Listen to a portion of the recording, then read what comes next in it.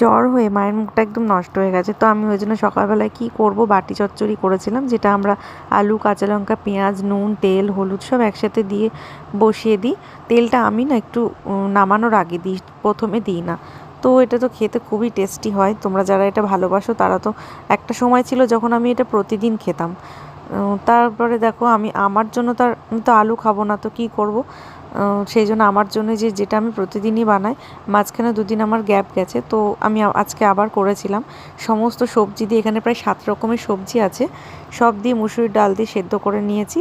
আর তারপরে শুকনো লঙ্কা, 5 ফোড়ন আর রসুন দিয়ে ফোড়ন দিয়েছিলাম, দিয়ে তারপরে একটু নুন হলুদ দিয়ে দিয়েছিলাম। এটা কিন্তু খেতে যেমন টেস্টি হয়, যারা ওয়েট লস করতে চাও তাদের জন্য খুবই ভালো। তো আমার ভিডিওটা ভালো লাগলে কিন্তু অবশ্যই একটা লাইক কমেন্ট করে দিও। আর তোমরা কিন্তু এইভাবে অবশ্যই ডালটা বানিয়ে খেও, যারা ওয়েট লস করতে চাও, সত্যি তাদের জন্য ভালো। আর এটা রাতের জন্য বেগুনটা ভেজেছিলাম।